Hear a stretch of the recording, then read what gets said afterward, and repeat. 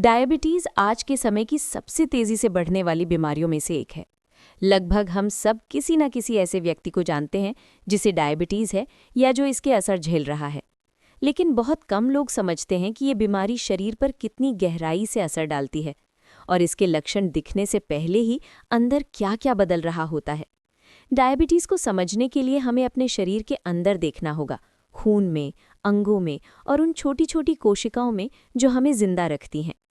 जब हम चावल, रोटी, फल या आलू जैसी चीज़ें खाते हैं जिनमें कार्बोहाइड्रेट होता है, तो हमारा पाचन तंत्र उन्हें तोड़कर एक शक्कर में बदल देता है जिसे ग्लूकोज कहते हैं। ग्लूकोज कोई साधारण शक्कर नहीं है, ये हमारे शरीर की लगभग हर कोशिका के लिए मुख्य ऊर्जा का स्रोत है। खाना पचने के बाद ग्लूकोज खून में चला जाता है। इससे खाने के बाद ब्लड शुगर बढ़ती है, जो सामान्य बात है। लेकिन असली काम इसके बाद शुरू होता है, इस ग्लूकोज को कोशिकाओं के अंदर पहुंचाना, ताकि शरीर इसे ऊर्जा के रूप में इस्तेमाल कर सके या बाद के लिए जमा हो जाए। अगर ग्लूकोज कोशिकाओं में नहीं जाएगा तो वो सिर्फ खून में ही घूमता रहेगा। ये ऐसा है जैसे आपके बटुए में पैसे हों लेकिन आप उन्हें खर्च ही न कर सके। ग्लूकोज अपने आप कोशिकाओं के अंदर नहीं जा सकता, उसे इंसुलिन नाम के हार्मोन की मदद चाहिए। इंसुलिन पैंक्रियाज नाम के अंग में बनता है जो पेट के पीछे होता है।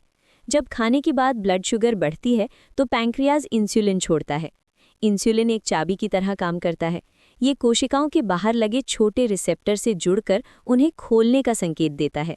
जब कोशिका खुलती है तो ग्लूकोज अंदर जाकर ऊर्जा के रूप में इस्तेमाल होता है या बाद के लिए जमा हो जाता है। इस तरह शरीर में एक संतुलन बना रहता है। खाना खाया, शुगर बढ़ी, इंसुलिन निकला, कोशिकाओं ने ग्लूकोज लिया और शुगर फिर सामान्य हो गई। डायबिटीज़ तब होती है जब इंसुलिन और ग्लूकोज के इस रिश्ते में गड़बड़ी आ जाती है। डायबिटीज़ के दो मुख्य प्रकार होते हैं।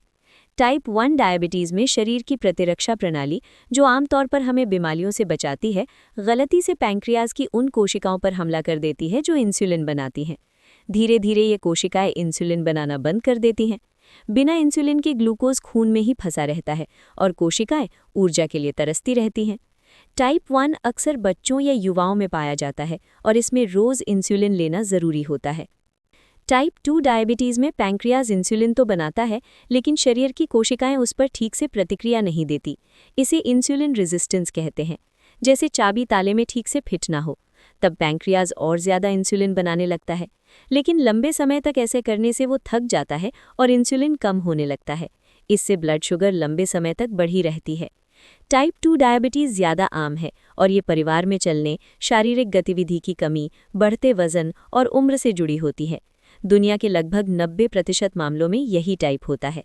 ग्लूकोज ज़रूरी है, लेकिन जब ये लंबे समय तक खून में ज़्यादा रहता है तो नुकसान करने लगता है। ये खून और रक्त वाहिकाओं की दीवारों में मौजूद प्रोटीन से चिपक जाता है, जिससे वे सख्त और सूजे हुए हो जाते हैं। सालों में ये आँखों, किडनी और नसों की छोटी रक्त वाहिकाओं को नुकसान पहुँचाता है। ब्लड शुगर ज़्यादा होने से खून गाढ़ा और चिपचिपा हो जाता है, जिससे थक्का बनने का खतरा बढ़ता है। बड़ी धमनियों में चर्बी जम सकती है, जिससे हार्ट अटैक और स्ट्रोक का खतरा बढ़ता है। डरावनी बात यह है कि ये नुकसान अक्सर बिना लक्षण के शुरू हो जाता है। कई लोगों को सालों तक पता ही नहीं चलता कि उनकी शुगर बढ़ी हुई है। जब ब्लड शुगर बढ़ती है तो शरीर उसे कम करने की कोशिश करता है। किडनी ग्लूकोज को पेशाब के जरिए बाहर निकालने लगती है।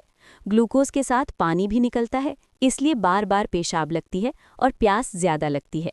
खाना खाने के बाद भी कोशिकाएं ऊर्जा नहीं पा पाती, इसलिए भूख बढ़ जाती है। अन्य लक्षणों में धुंधला दिखना, थकान, घाव का देर से भरना और बार बार इन्फेक्शन होना शामिल है। टाइप 1 में ये लक्षण अचानक और तेज़ी से आते हैं, जबकि टाइप 2 में ये धीरे धीरे बढ़ते हैं और कई सालों तक पता नहीं चलता। जब कोशिकाओं को ग्लूकोज नहीं मिलता तो शरीर ऊर्जा के लिए फैट और मांसपेशियों को तोड़ना शुरू कर देता है। टाइप 1 में ये प्रक्रिया तेज हो सकती है। लिवर फैट को तोड़कर कीटोन बनाता है, जो आपातकालीन ऊर्जा है। लेकिन अगर कीटोन ज़्यादा बन जाए तो खून अम्लीय हो जाता है। इसे डायबिटिक कीटो एसिडोसिस कहते हैं। इसमें उल्टी, पेट दर्द, सांस तेज चलना और मुंह से अजीब मीठी गंध आना जैसे लक्षण होते हैं। इलाज न मिलने पर यह जानलेवा हो सकता है। बिना नियंत्रण वाली डायबिटीज़ पूरे शरीर को प्रभावित करती है। आंखों की रक्त वाहिकाएं कमज़ोर होकर लीक करने लगती हैं, जिससे डायबिटिक रेटिनोपैथी और अंधापन हो सकता है। किडनी के छोटे फिल्टर खराब हो जाते हैं, जिससे किडनी फेल हो सकती है और डायलिसिस की ज़रूरत पड़ सकती है। हाथ पैर की नसें खराब हो सकती हैं, जिससे झंझनाहट, दर्द या सुन्नपन हो सकता है। सुन्नपन की वजह से चोट का पता नहीं चलता, खून का संचार कम होने से घाव ठीक नहीं होते और कभी-कभी पैर काटना भी पड़ सकता है। डायबिटीज़ का जिक्र हजारों साल पहले भी मिलता है। प्राचीन मिस्र के ग्रंथों में मीठा पेशाब का वर्णन है, जो चींटियों को आकर्षित करता था। लेकिन 1921 में कनाडा के वैज्ञानिक फ्रेडरिक बैंटिंग और चार्ल्स बेस्ट ने इंसुलिन की खोज की। पहली बार 14 साल के लड़के लियोनार्ड थॉम्सन को इंसुलिन का इंजेक्शन दिया गया और उसकी जान बच गई। इसके बाद डायबिटीज़ मौत की सज़ा नहीं रही, बल्कि संभाली जा सकने वाली बीमारी बन गई। आज तकनीक ने इलाज को और आसान बना दिया है। कंटिन्यूअस ग्लूकोज मॉनिटर (CGM) बिना बार-बार उंगली चुभाए शुगर मापते हैं। इंसुलिन पंप पूरे दिन धीरे-धीरे इंसुलिन देते हैं। कुछ सिस्टम तो कृत्रिम पैनक्रियाज की तरह काम करते हैं। मोबाइल फ़ोन पर शुगर का रिकॉर्ड देखा जा सकता है और अलर्ट भी मिलते हैं। टाइप 2 डायबिटीज़ में जीवन शैली की बड़ी भूमिका है। ज़्यादा प्रोसेस्ड खाना और मीठे पेय ब्लड शुगर को तेज़ी से बढ़ाते हैं। बार-बार ऐसा होने से शरीर इंसुलिन के प्रति कम संवेदनशील हो जाता है। व्यायाम से कोशिकाएं बिना इंसुलिन के भी ग्लूकोज ले सकती हैं। खाने के बाद सिर्फ 20 मिनट की सैर भी फायदेमंद हो सकती है। पेट के आसपास जमा ज़्यादा चर्बी इंसुलिन रेजिस्टेंस बढ़ाती है। डायबिटीज़ अब एक वैश्विक समस्या बन चुकी है। बदलती जीवन शैली और कम शारीरिक गतिविधि इसकी बड़ी वजहें हैं। कई लोगों को पता ही नहीं कि उन्हें डायबिटीज़ है, इसलिए समय पर जांच और जागरूकता बहुत ज़रूरी है। कुछ गलतफहमियां भी हैं। सिर्फ चीनी खाने से डायबिटीज़ नहीं होती, हालांकि ज़्यादा चीनी जोखिम बढ़ाती है। कार्बोहाइड्रेट पूरी तरह बंद करने की ज़रूरत नहीं, बल्कि सही और धीरे पचने वाले कार्बोहाइड्रेट जैसे सब्जियां, साबुत अनाज और दालें बेहतर हैं।